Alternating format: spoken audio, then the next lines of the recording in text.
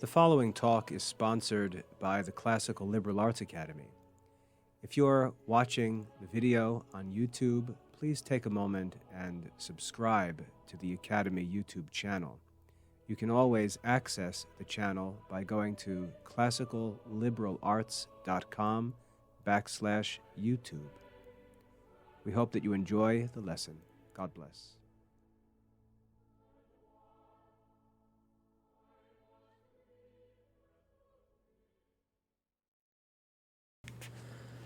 Today is August 3rd, and this is William Michael of the Classical Liberal Arts Academy. Yesterday, I posted a comment on my Facebook account that got some feedback that requested that I get into the topic I brought up on that post, and I'd like to do that in this talk. What I wrote on Facebook was the following, and I'll read it through twice, so listen carefully. Making young adult children work prematurely hurts them financially, academically, socially, etc. Let me read that again, and make sure you pay attention to every word. Making young adult children work prematurely hurts them financially, academically, socially, etc. Now, I stressed the importance of paying attention to each word that I said because it's carefully worded. And if any of those words are taken out or ignored, well then something will be understood that I didn't in fact say. First of all, notice whom I'm speaking of. Young adult children. I did not say children indiscriminately. I did not say high school age children. I said young adult children. I also didn't say making them work indiscriminately. I said making them work prematurely. Making them work before it's an appropriate time for them to work. And I said that this hurts them financially, academically, and socially, and so on, etc.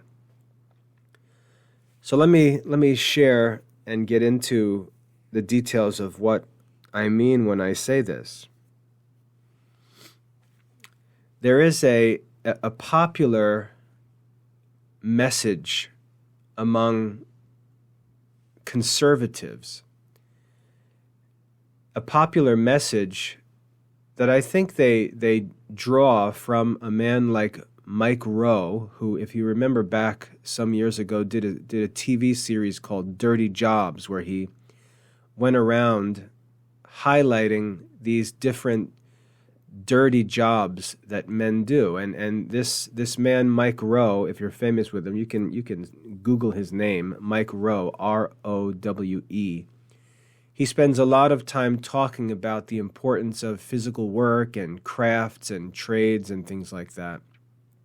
And there's a popular message among conservative Christians that we should avoid college and academic work, and we should realize how awesome manual crafts are, or mechanical trades and things like that. And they'll post memes on social media that say, how bad of an investment a college education is compared to full-time work as an electrician or a plumber or something like that, or a welder. They'll give all these statistics of how much tradesmen make and so on, and they'll discourage young adults from studying and encourage them to pursue these mechanical trades because they're supposedly better financially. Now, what's odd to me about this message is that almost none of the people recommending this to children practice their own advice. Very few of them are actually working in mechanical trades, the kind of stuff that they talk about. Many of them really don't know anything about the life of those who engage in those mechanical trades. Many of them are simply giving advice that they themselves don't take sincerely and don't practice. And so that's my first red flag when I see this message being spread around social media. You've got idle people on social media who don't themselves practice mechanical trades, talking about how awesome mechanical trades are. Now, one of the reasons why I say what I say is because I grew up in a family of mechanical men, mechanical tradesmen. I grew up with a father who was a union electrician, who worked as an electrical contractor. I grew up with an uncle who was a professional welder. I grew up with another uncle who was a professional mechanic. My grandfather was an electric motor repairman. I was surrounded growing up with mechanical tradesmen, and all of my family's friends, all of the men that my father and uncles and grandfather were friends with were also craftsmen, carpenters, mechanics, engine builders, general contractors, plumbers, painters, drywall workers, every kind of professional craftsman that exists, I was in contact with because they were the friends of my family growing up. So when I hear talk about professional crafts and trades, and I hear talk about how much these men make and so on, I compare this talk that I hear on social media to my actual experience living and working, because when I was in college, I did work a little bit with my father, and we worked with a general contractor that put me into contact with all different craftsmen, because we worked on big jobs together. And even though I was there working as an electrician, I got to see the other men do their work and work alongside them and even help them at times, because we collaborate when we're working together. So I have firsthand experience with this world of professional crafts, and I don't think people who talk about it really know much about what they're talking about. First of all, there's a big division between union craftsmen and non-union craftsmen. There's a big difference between craftsmen who work for major corporations and craftsmen who are self-employed. And there's not any distinction made in this talk about what kids should do when they talk about these professional crafts or trades. You can't just sign up for a union. Unions are very political, and you've got to be able to get into a union. So you don't just wake up one day and decide you're going to go be a union electrician. It's not that simple. So some of the talk is ridiculous.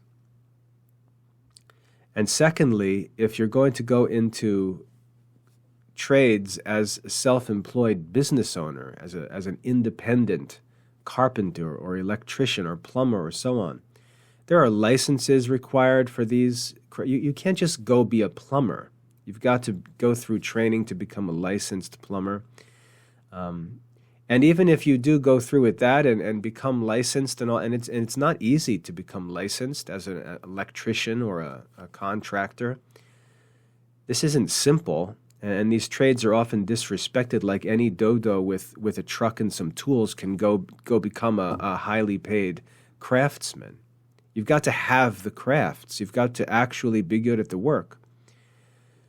And it's not that simple. And then even if you are good at the work, and even if you do want to do the work, you still have to find actual work to do that pays well. And it's just not so simple. So to say a welder makes $100,000 a year and pretend like if some kid chooses to be a welder, he's going to get a $100,000 a year paycheck is just ridiculous. It's ridiculous. And if you disagree, introduce me to all of the craftsmen that you know who make six-figure salaries. So it's ridiculous. The idea that you just graduate from high school, decide, you know what, I want to be an electrician, and then go sign up to be an electrician and immediately start getting paid $1,000 a week is simply not true. It's not how the crafts work. It's not how the trades work. These are businesses. The unions are political organizations. It's not that simple.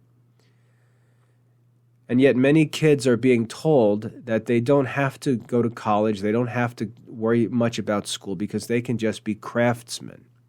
And one red flag that I always talk about with my kids when they talk to me about plans or ideas or I hear other people talking, one red flag that I always watch for is if something is said that justifies doing less, beware of that advice. If there's advice, let me repeat that, if there's advice that encourages you in a certain way, which for the present allows you to justify doing less than you would have done otherwise, that should be a red flag to you, that this may be advice that's being taken as a way out of work, not as a way of pursuing more responsible work. And I think that that's what this is. And let me just, again, share a little bit of my own personal experience. When I was 18, 19, 20 years old, I was in college. My parents didn't go to college, really didn't care about college, had no ability to support me financially as I went to college, but I was extremely gifted intellectually. And yet I was also dating a girl that I wanted to marry. So I had this pressure on me as a college student, and I was always going back and forth as to whether I should go to school or whether I should just work. And I was connected to all of these craftsmen, so I had 1,000 opportunities to go into work full time. I did have the connections. But as I did that, there were a few things that I noticed because I actually did do electrical work, as I said. Worked on projects for major corporations, worked with lots of other contractors doing, pretty high-tech work. I mean, installing computer cabling as an electrician. We weren't just, hooking up wall receptacles. We were doing industrial electrical work, data, wiring, and cabling. It was pretty significant work. And I was just able to enter directly into that because it was my father's electrical business. But when you get into that work, one thing you notice is that it's a real vocation. There are men whose vocation is to do the work of craftsmen. They have a different way of thinking. They're very good at what they do, and they're not intellectually smart people. They have almost like an intuition for construction work. My uncles were examples of this because my father, who was an electrician, when he was busy with work, would call my uncles in to help him. And my uncles, who were not electricians, could do the electrical work almost intuitively, even though they weren't trained electricians, didn't study electrical code or anything like that. They were just skillful mechanical men who almost had an innate knowledge of how to do this kind of work. And when I worked with them, I realized how gifted they were in mechanical work. And it was when I was working with the craftsmen, and these were not smart men, they were not intellectual men, they were not even morally upright men, but they were skilled as craftsmen. And it's not something that you can just imitate or turn on as an individual. These men who do this work professionally and who earn a respectable living doing this work are gifted to do this work. It's hard to understand unless you actually work with them day in and day out and see how different the projects they work on are from one week to another, how many different skills they actually need to do, how they all collaborate and work with one another, all different kinds of craftsmen on these huge, complex jobs.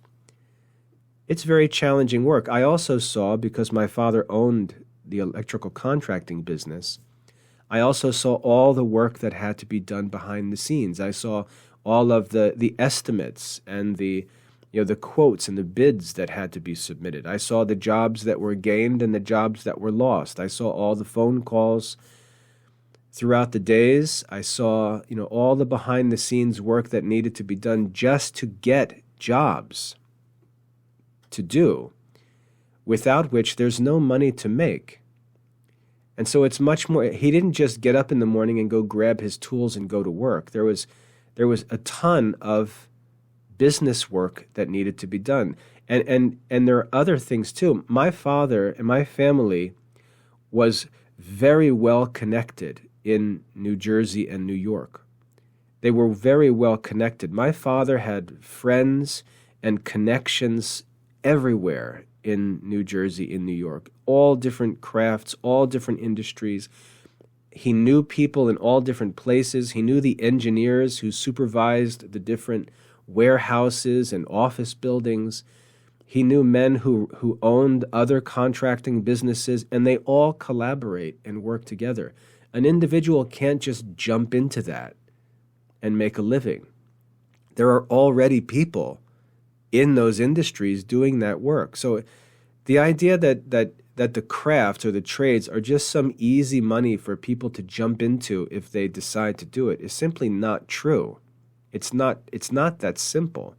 You're not going to go make $80,000 a year because you decided that you want to be a welder, because you like working with your hands, as people say. These are competitive businesses with highly skilled men already working in all these fields. So it's not realistic. And again, as a worker in the trades and as the son of a business owner, a tradesman, and a nephew to uncles and a grandson to a grandfather, and a friend of all of these different men in all these different crafts, I think it's really ridiculous to say that some 18-year-old can just hop into their field and take money from them. It's not realistic.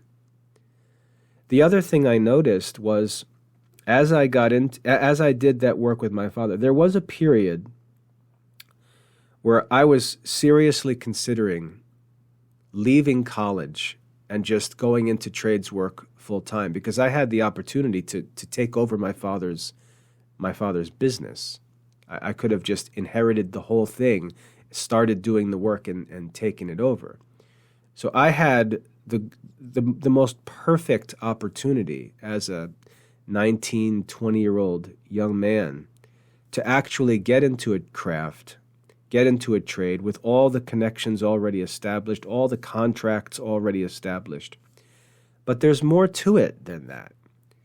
As I got into that work, even though for a time I was seriously interested in that work, I realized that I was not good at it. It was not my thing. It was not my vocation. It really was not what I was wired and designed as an individual to be and to do. It's not just a decision that one can make to be a craftsman. It's like choosing a breed of dog. You can't just look at pictures of dogs and say, oh, that's the kind of dog I want. Look how cute that is. I like that style. The dogs have different dispositions. They have different natures. They do different things. If you try to have, for example, an Australian shepherd in a small, quiet suburb, you're going to find that dog is not made for that environment. A Rottweiler is not made for a highly populated area. We see that with pit bulls being raised in suburbs. There's more to life than just your will or your desire. There's also nature in things, and there's nature in us as individuals. And good decisions are decisions that are in harmony with nature. And so when I considered this and really pursued it for a while, I started to realize that I really can't do this for a number of reasons. I really can't do this. For one reason, I was too intellectual for the work. As I said, my uncles could just hop into projects and get to work. It was almost as if their not being intellectual made them better craftsmen because they didn't think about everything. They didn't analyze everything. They weren't always trying to understand things. They just did it. They just did what they knew how to do. They did it the way it was supposed to be done. They used the materials that were available. They used the methods that were common, and their lack of thinking about their work actually made them more effective in it. Whereas me, being more intellectual by nature, I actually struggled because I often tried to think and understand things, which led me to all kinds of questions and confusion and uncertainty. And the other men that I worked with, they never had that distraction. And so it's not so simple. What we should be pursuing is our vocation, which is determined by God himself, and it's revealed to us by two important signs. And this is taught very clearly in the Baltimore Catechism. There are two important marks of our vocation. The first one is ability, that we're actually good at something. We actually have some giftedness in a certain area, some talent, some ability, some capacity for a certain kind of work. There has to be ability. That's the first sign of vocation. The second sign is interest. It has to be something that the individual actually desires to do. And this is what's difficult about talking about vocations. A parent can't determine a vocation for his children because ultimately the vocation depends on the child's interest. The child has to be interested in a thing. It's just like marriage. A marriage has to be voluntary. Parents can't force children into a marriage because they like the spouse or they like the relationship or they benefit from it. An individual has to be free to enter into marriage. It's got to be voluntary. The same thing is true of vocation in general. There has to be both interest and ability.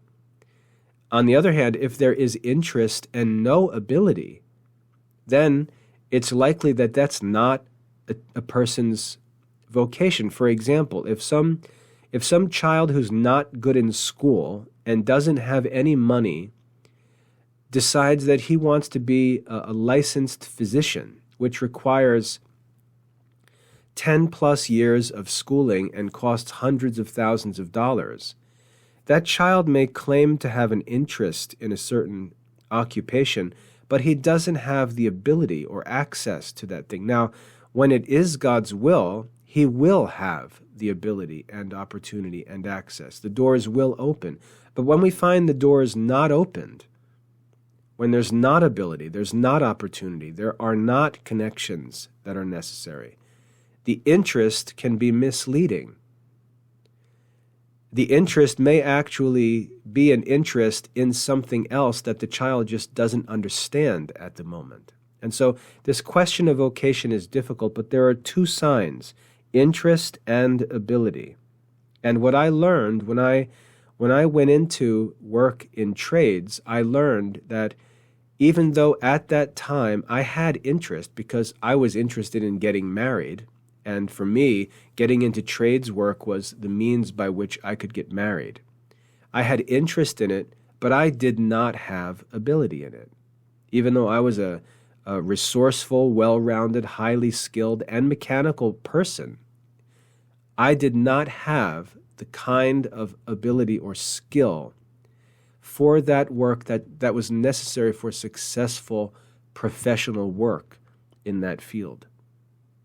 And so I realized that, and that's when I devoted myself entirely, and my girlfriend, who became my wife, we talked about that, and she encouraged me as well just to pursue education, just to pursue academics, because my gifts in academics, I was a straight A college student. Education came very easy, and I had opportunities exploding in front of me academically. So I finally decided to devote myself entirely to academics and college studies because of that experience in a trade. So I share all that information. That was a long discussion to say that this modern idea that you don't have to go to college, you can just work, is really not honest. It's not true. There are many children who may have a calling in life, may have a vocation in front of them that requires college education, even if they're going to work in trades. As I was saying, my father was an electrical contractor, never went to college, didn't even use a computer, and yet he was installing what's called Cat5 cable in massive office buildings and warehouses. He was actually the one doing the wiring of the computer systems in these offices as that technology was developing. It was high-tech work. I mean, I watched my father develop the electrical system for automated conveyor belts and picking systems in warehouses where all of the electrical activity of the machinery that loads packages and boxes is automatically is all controlled by switches and relays and all kinds of electrical gadgets. My father would design and wire those systems in warehouses, even though, again, he never studied any of those things formally, never went to college. The fields are very technical, and if someone were to ask someone in those fields, should I go to college? If I want to be a professional electrician, should I go to college? Those electricians would say, yes, you should go to college and study this or this or this, because that's really where the field is heading. It's getting more and more computer-oriented and high-tech. It's not just wiring houses. That's low-end electrical work. Electricians are being asked to do much more, and it's getting into computer systems, it's getting into computer hardware, all of these kinds of things.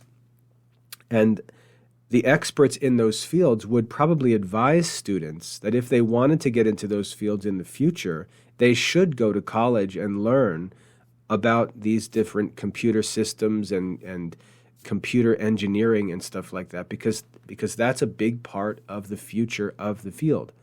So these things are more complicated, and I think it's irresponsible to tell a young kid you don't need to go to college, or college is stupid, because for a young kid, that's simply going to be an excuse to stop studying.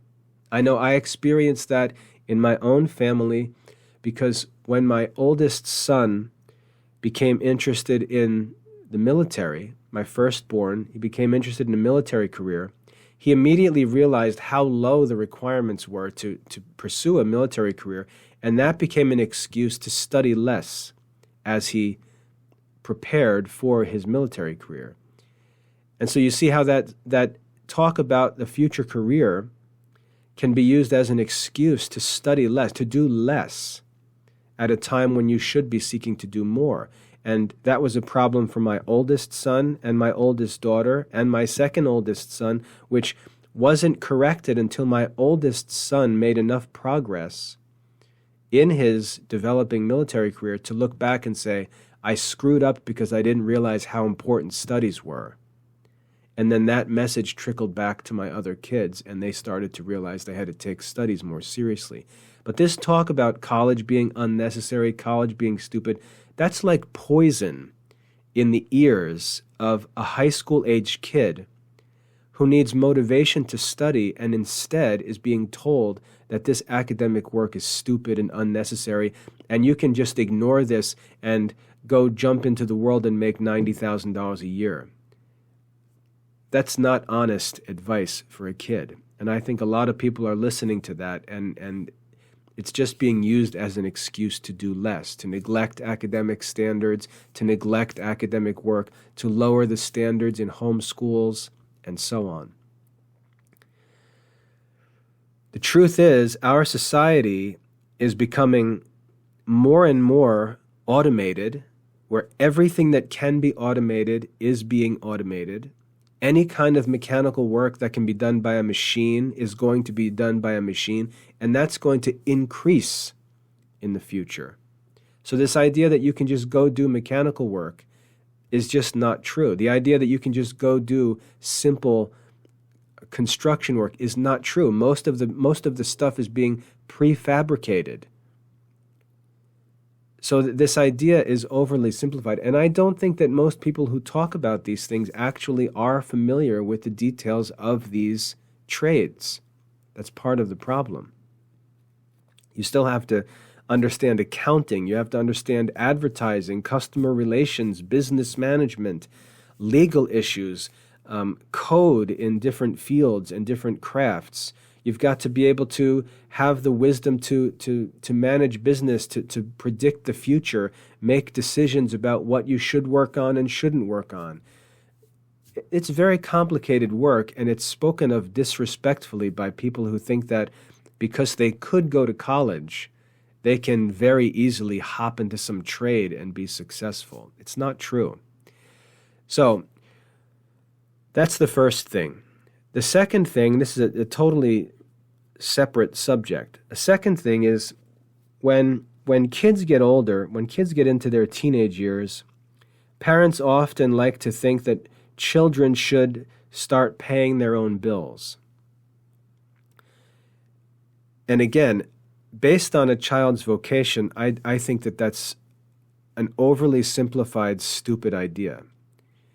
If I have a child who is interested in and capable of pursuing a career, let's say in medicine or law or a military officer career or some profession that does require college degree, professional school, licensing, and so on.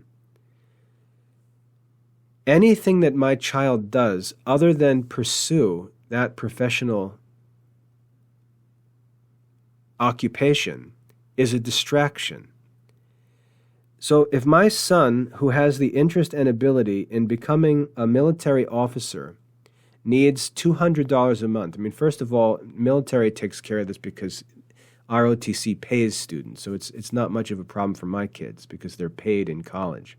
But let's take another field like law. Okay, if I have a student who is interested in becoming a lawyer, wants to go to school, wants to go to law school, has the intellectual ability to do it, has the opportunity to do it, and so on. If he needs $200 a month for spending money, or he needs a car to get around, having him come out of those studies, away from those studies, and go get some part-time job at a retail store or at UPS working in the warehouse or something else to make a couple $100 is a real distraction from his professional development and work. It could cause his grades in his classes to go down. It could fill him with all kinds of stress because he's got to manage a complicated schedule, and he's got work scheduled, and he's got studies and exams and all these different things to do. I don't think that that's a good idea for a college student. If a college student has a clear goal for his future career, has the interest and ability, I think that he should be supported by his parents in such a way that allows him to focus all of his time, energy, and attention on preparing for that career. He should be put in a position where he doesn't have competing interests.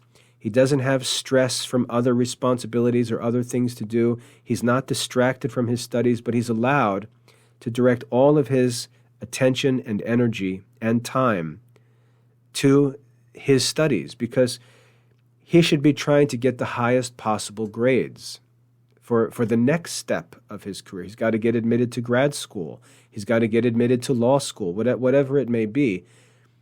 being in college is not the end of the academic contest, as it were. He's got to compete in a very competitive field in a capitalistic society. I believe that a student on such a path should be free from other obligations and that he should be allowed to focus entirely on his academic studies. I also think that allowing him to have a healthy social life, allowing him to exercise and take care of himself, to have leisure time, I think that's important for a kid who's in college, who's engaged in responsible studies, preparing for a future that's not going to begin making money until he's 25, 28 years old. That's how those fields work. If someone wants to be a professional teacher, for example, well, you should have a master's degree to become a professional teacher. If you're going to seek employment in a modern school, they're going to look for a master's degree, they're going to look for a teacher's license, and so on. And so when you think that college is ages 18 to 22 or 23, then a master's degree may be another 2 years, that's 25. You're looking at a kid who's really not going to be in position to be making money in normal circumstances until he or she is 25 years old.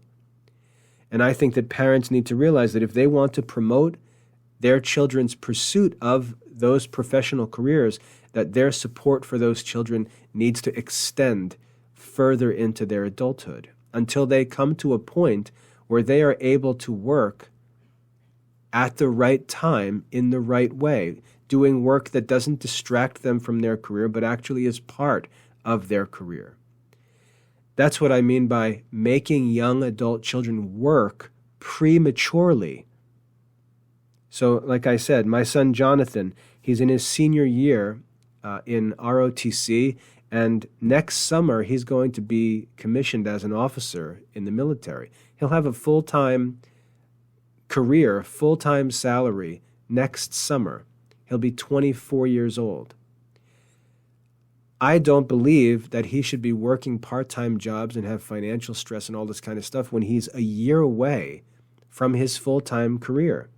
And so over the past few years, I've told him to focus on his academic work, focus on his ROTC activity, focus on his military training, focus on his personal life, focus on having good morals, focus on his physical fitness, training, exercise, and so on, because he's preparing for a career that's just a year away.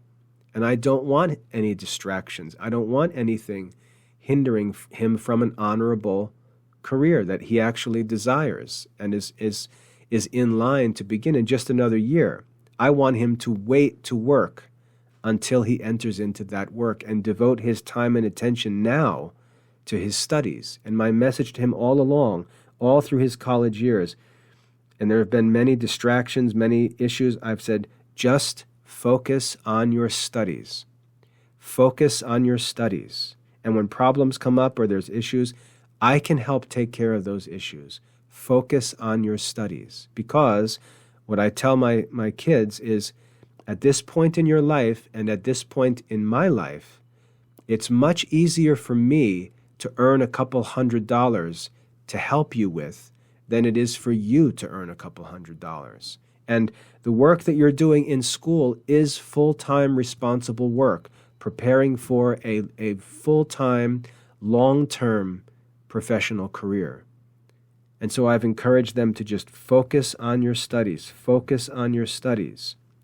And now we're seeing, my eldest son, for example, coming to the end of those studies and having just more and more success because of his ability to focus on his training, focus on his studies, get great grades, actually study well and become expert in his field, do really great in all of his training requirements because he's able to prepare for them, he's healthy, he's fit, always keeps himself trained and so on. And he's got a good social life and he's happy.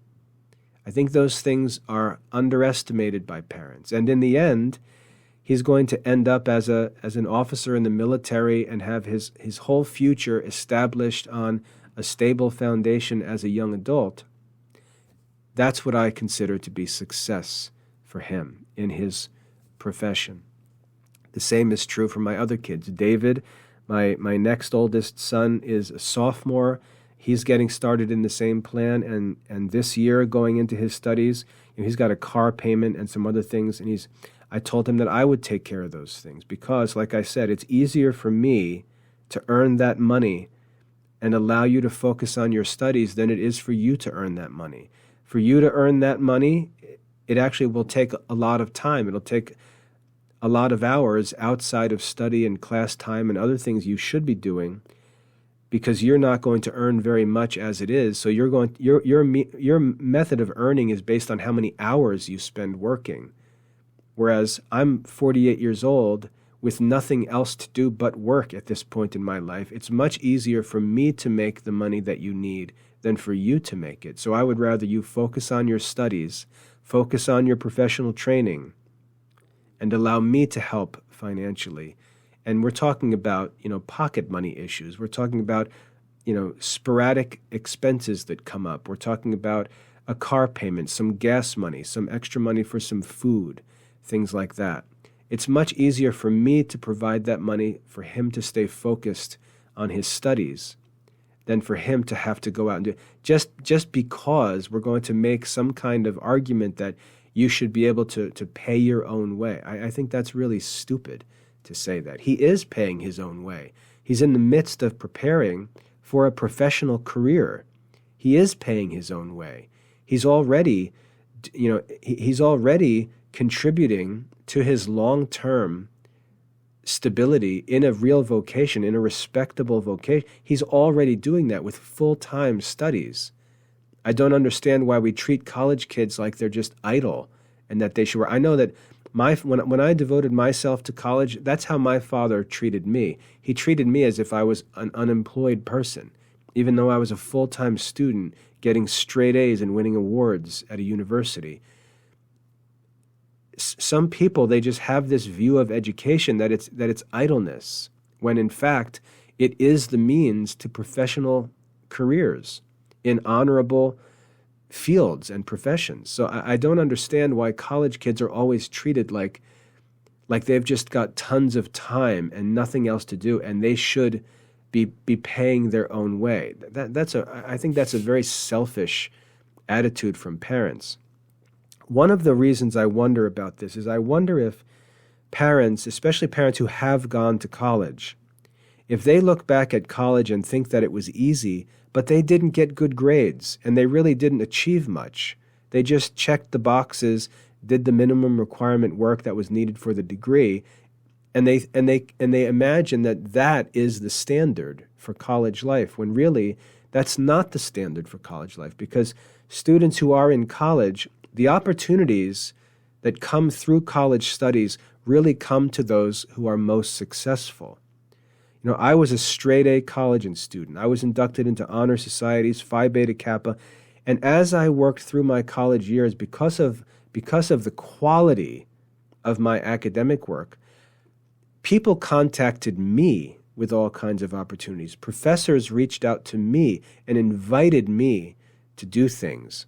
All kinds of opportunities opened for me because the professors saw how committed I was, and they saw that I was worth investing in. And if I needed a favor, or if I need some special arrangement or a reference or a connection, I had access to that because the professors respected me because of my academic work. I know that other students don't have those things because they don't do elite academic work. And I really believe that the real value of college studies comes to students who work at the highest level and who see all of these opportunities and connections open up for them because of the quality of their work.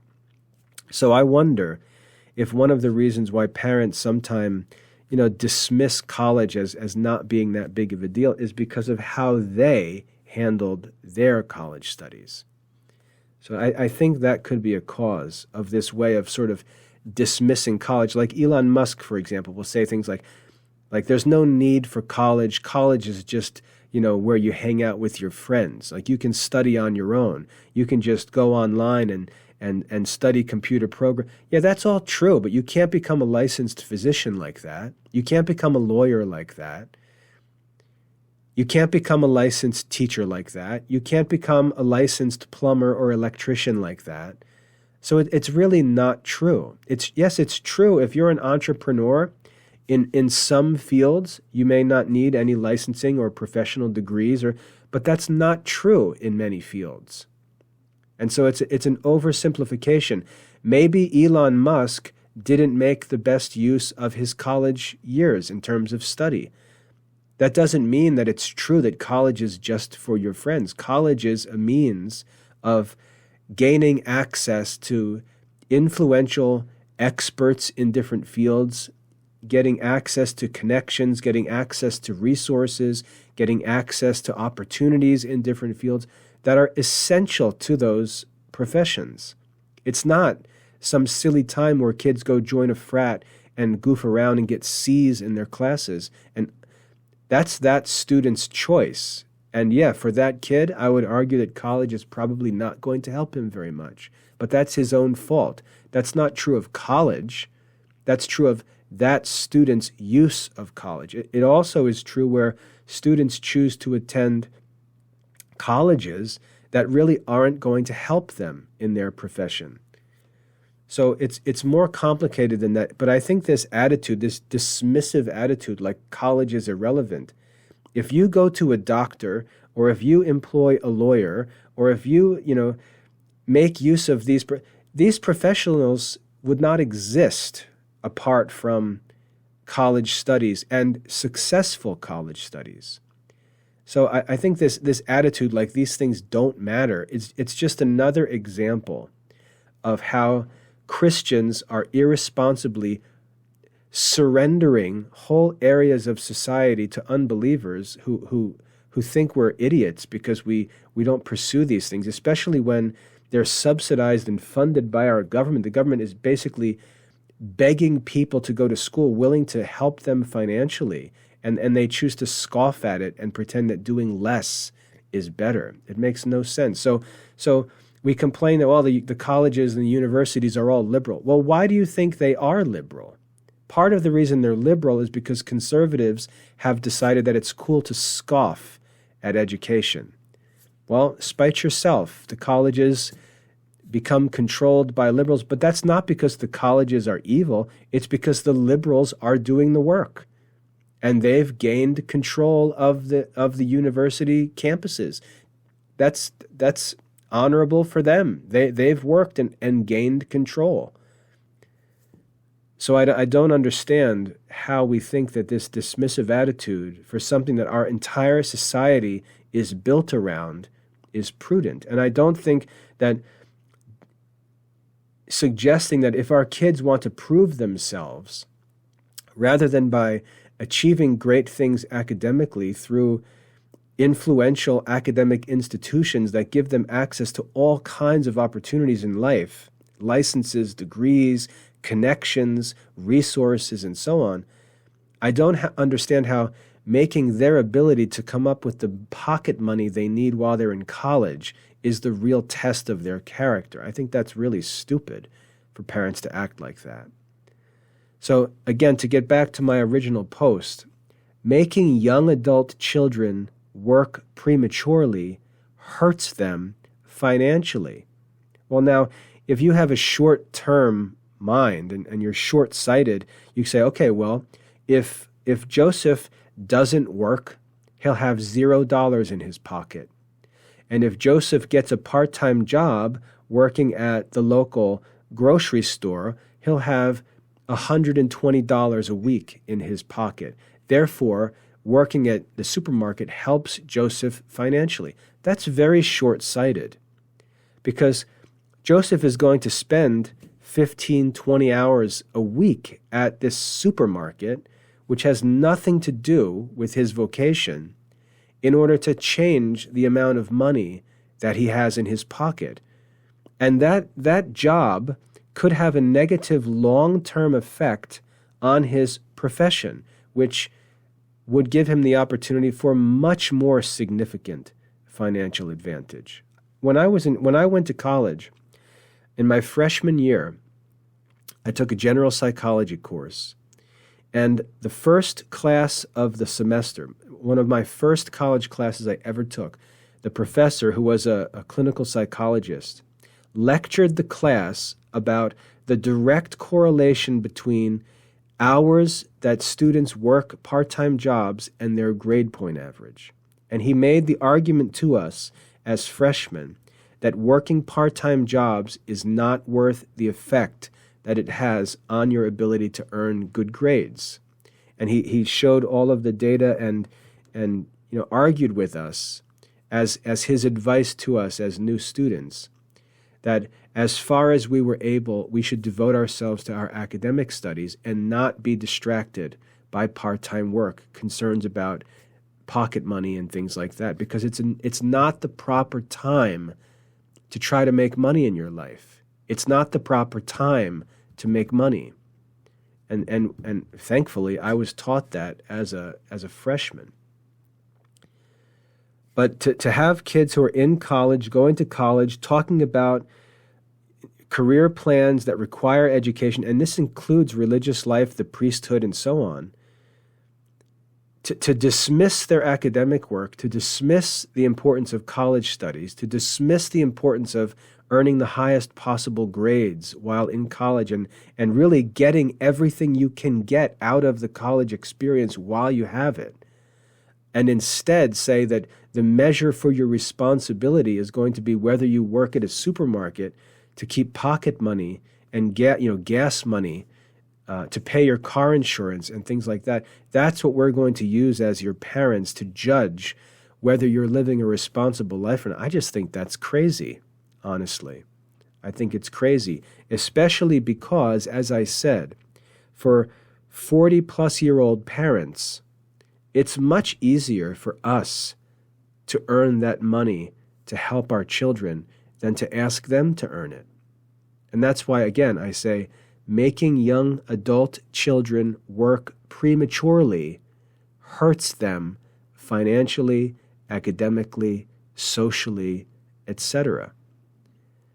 Now, I said before that I don't mean making kids work without qualification is necessarily bad, because if a kid is idle, let's say he's 16 years old and it's summertime, he's got nothing to do for the summer. It's not realistic that he's going to sit around and study all day, every day. He's got idle time. There's not much for him to do. I think if a good opportunity exists for him to earn some money, and his first consideration for employment should be his own parents. But if there's a good opportunity for him to earn some money and learn something valuable, then it could be good. But it's because of his idleness. It's not because of money. It's not because earning money when you're 16 is honorable. That should not be the message. The message should be that the ability to go and work is a good use of time when you have nothing else to do, and you can learn some valuable skill or gain some experience that can help you in the future. For example, my daughter Mary just spent the last year or two working at the local Walgreens, where she's basically learned how a retail store works. Well, that kind of experience when you're idle and you're young and at home, that kind of experience can be helpful because you can just learn how marketing and sales and retail management and things like that work. Those are valuable business skills. It's valuable experience just to see how things work from the other side of the counter, as it were, to see how the pharmacy works, to see how inventory works, how the inventory is maintained by the store, to deal with customer service and learn customer service, all the social skills needed. That kind of an experience can be helpful. It's not because it makes money. That's not what the money is not what's valuable about that opportunity. It's the professional experience that's available. So that's why one part-time job could be good for a kid, and another part-time job could actually be bad for a kid, a waste of time, and it can't be justified by the money that the kid makes, because it could just be another form of long-term, useless activity that's not good. So it's not just about money. It's not about making that money. And I think parents have to be really careful here, because if you load your kids in this time of their life, when they're teenagers, young adults, if you load them with financial stress and make them pay for everything themselves, what you're actually doing is placing upon them pressures prematurely. They don't have the means of earning a living yet. It's not how our society works. And to say things like, well, you got to learn the value of a dollar. No, this is not how the dollar works. Our society, to be a responsible adult, you don't need to earn $12. You need to earn tens of thousands, hundreds of thousands of dollars. And you do that through professional work. You don't do that by nickel and diming things. And so it almost teaches a ghetto mentality of nickel and diming your way through life and being stressed out about things that are very minor and insignificant, when a child has access to education and career opportunities where those hundreds of thousands of dollars are earned in our society. I don't believe that this lesson, the value of a dollar. In other words, you've got to be made to try to earn money at a time in your life when you're not really qualified to earn money in a competitive, capitalistic society.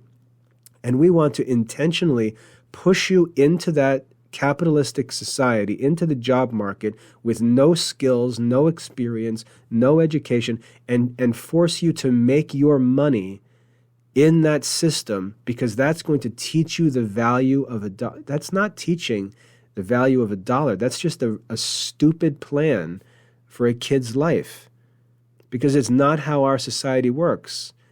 That kid needs to learn how real lifetime earnings are gained, and that's not how they're gained.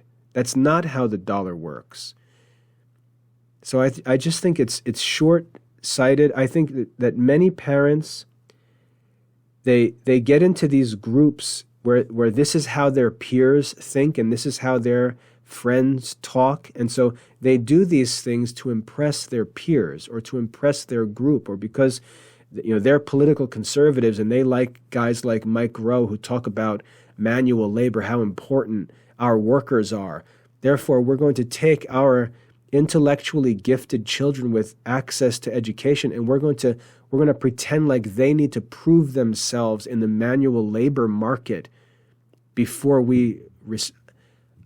I think that's done to impress these dopey peers, rather than with any real plan for the good of the children, or any kind of wise business or financial acumen to understand how life really works. That's not how money is made in our society.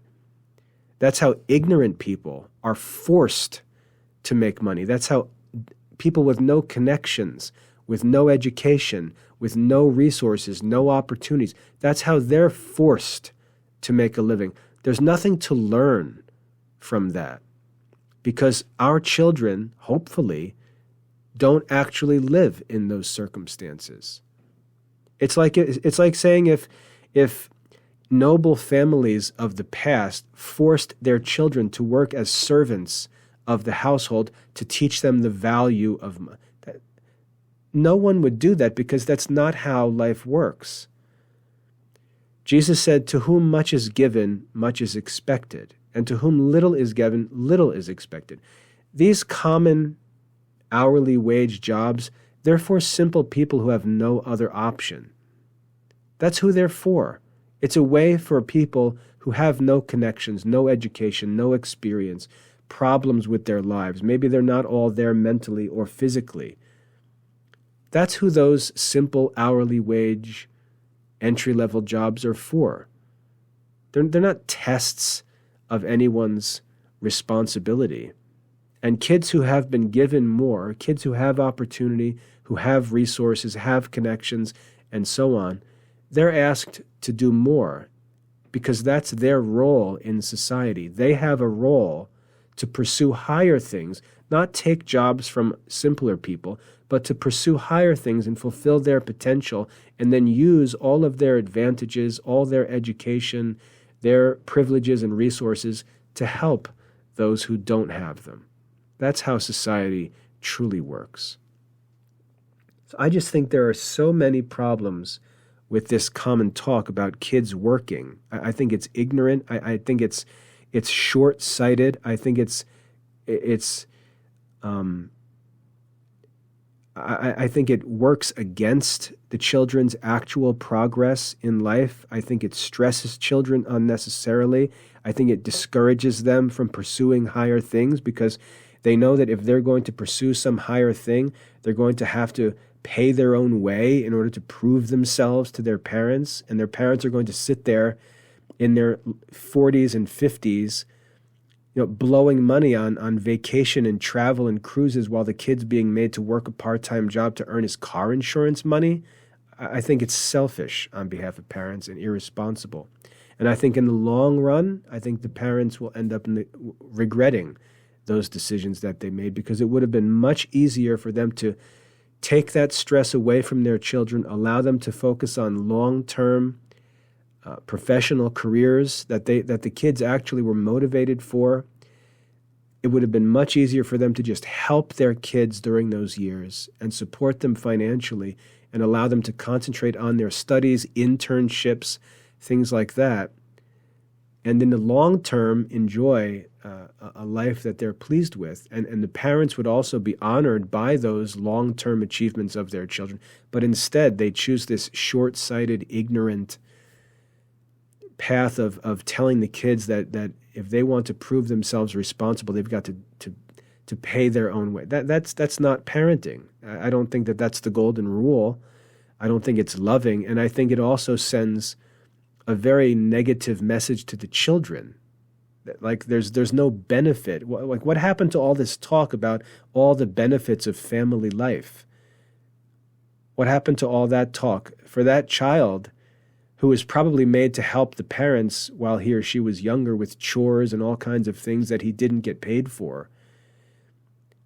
He's now told that when it's his time to begin his adult life, all the benefits of family are canceled, and he needs to do it on his own and pay his own. Well, what happened to all this talk about all the benefits of family life? Think about the effect that message sends to the 20-year-old kid who's now like drowning in stress and distracted by all these different activities in his life because he's being made to work so that he could pay his own gas money or car insurance while he's a full-time college student. It's just stupid. And I think it actually sends the opposite message about family life that we should want to send. We should want to say, you know what, son, when you go to college, the whole family goes to college with you. We're a team. We're all together. We're here to help you. We want to know what you need, what problems come up. Your family's here to help you all day, every day, because when you achieve these things, we all achieve these things. And when you enjoy successes, we all are going to rejoice with you. But when you face hard times or when you have needs, we're all going to support you and help you with those needs, because that's what family's for. And that kind of a family is what enables these kids to go out into the world optimistically, undertaking great challenges, because they know they're going to have help. They know they're going to have support when they need it. If they get in trouble, they know that they just need to send a text message to dad or call mom, and help is available, and they can keep marching forward. That's the benefit and advantage of strong family life. And for some dopey, desire to say that we believe in self-reliance, when, again, notice the red flag, that means the parents can do less. Not more, less. That's the red flag I talked about before. You see how it applies here to the parents. Oh, we've got this policy that we believe. Oh, so that would allow you to do less for your children. So you would have less financial responsibilities. And maybe you could spend that money on yourself instead for unnecessary things, like renovating the kitchen that doesn't need to be renovated while you've got 2 kids in college who have no pocket money. And that's what happens in these families. The parents see the kids going away as like retirement from parenting when those kids have some of the greatest financial needs and greatest stress of their entire life, and they're just left to tread water while the parents are playing at an easier time of their life. I mean, right now for my wife and I, our life is relatively easy at this point. We're wealthier than we were in the past. Our work is more stable. Our life is stable. And our children are the ones going through the stress of early adulthood. And you can see how the family is arranged naturally. We're in a position to help them. Our life is easy. We have the ability to generate income if we need it. It's much easier for us to make some money and give it to them than it is for them to earn it for themselves. And we're doing this not to encourage them to be lazy or idle, but because they're full-time college students pursuing responsible professional plans. That's what we want them to do. And so, again, getting back to this original method, I think talking about how young adults or teenage students should earn their own keep or become financially independent as soon as possible is a lazy excuse for parents to try to get out of responsibility as early as they can in their children's life. If they don't want to help their children after age 18, it's very easy to say to the kids, oh, what I think you should do is I think you should go into a trade as soon as you graduate high school and start making full-time money. Don't go waste 4 years. Well, that's very convenient for mom and dad to say that and know that they're off the hook financially. But it's not responsible. It's not realistic. It's very easy to tell a college student, oh, you know what? I think that you should pay your own way and earn your own keep and learn to stand on your own. Oh, that's very convenient for a parent to tell a child. But you're accountable to the golden rule. When you were 20 years old, when you were 17 years old, would you want your parents to tell you that? Would it have been necessary for your parents to tell you that? And you could say, yeah, well, when I was 18, so did I. Who cares? That's not the point. I did what I did because I had to. I think I'm a better parent than my parents were.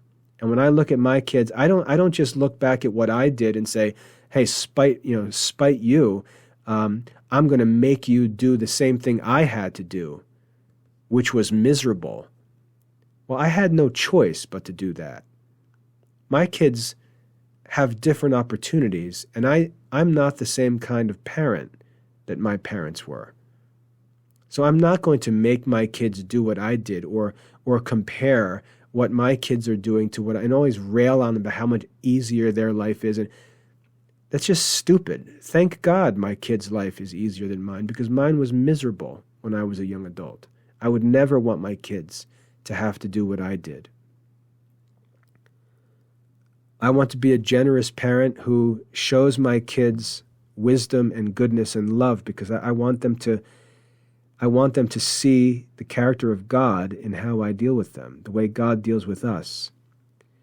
And there are just so many advantages of being generous with young adult children. There are so many. The kids are distracted and tempted in so many ways, and just having that loving support from parents is a testimony that they will never forget. They will never forget that. They appreciate it so much because it's a difficult time in their life. It establishes good relations with parents and their adult children. There's respect because the children see their parents as successful adults who can financially support them and they respect. There are so many advantages of being generous and supporting young adult children as they pursue their vocational plans. And this idea of, making them learn the value of $1, making them earn their own keep, that's so short-sighted and stupid if you think about it. And so, again, to close this, my final warning is, if you want to know why young adults leave the Catholic faith, this would be my argument. I believe that young adults leave the Catholic faith when they come from Catholic families because of this. I think the parents, by this stupid, you need to earn your own keep message to the kids, I think the parents load 18 to 22-year-old kids with irresponsible and unreasonable stresses and anxieties and pressures. And these cares of the world that Jesus warned about choke out the plant and cause it to become unfruitful, which Jesus taught in the parable of the sower, that we actually cause our children to lose faith or to be so distracted by worldly pressures that going to church can no longer be a priority in their brain because they've got so many other things to worry about, and we created that temptation. And so then we hear the news, such a percentage of Catholic kids by the time they're 23 fall away from the faith. Why do you think 23 is a magic number? Because it's as they get to the end of the college years.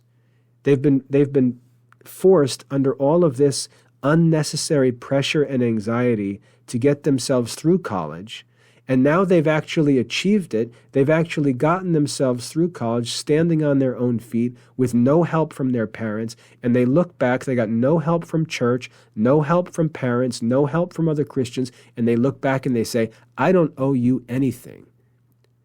Because for all your talk about generosity, all your talk about all this stuff, when I was in these years of need, you didn't give me anything.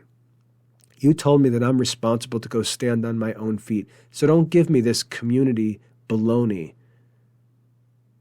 I know it's a bunch of baloney because I just experienced it for the last 5 years. And now that I've earned this degree, now that I've established this career, I don't want to hear you tell me about what I owe to the Christian community, because the Christian community and the family gave me nothing.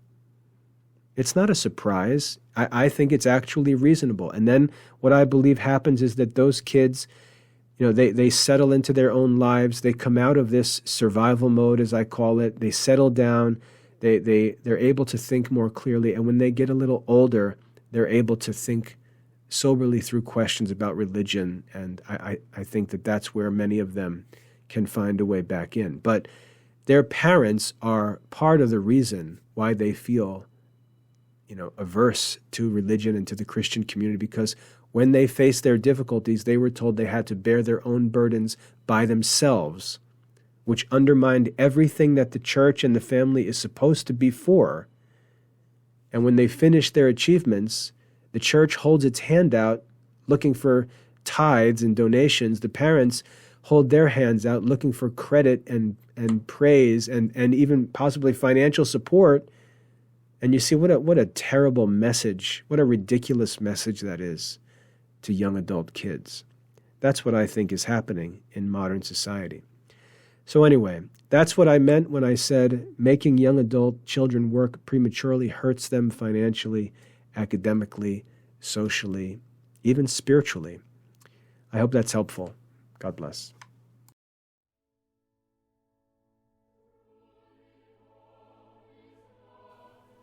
The Classical Liberal Arts Academy works to research, restore, publish, and teach the classical Catholic curriculum enjoyed by wise men and saints throughout history. To join us for classical Catholic studies or to learn more about the programs available, visit classicalliberalarts.com.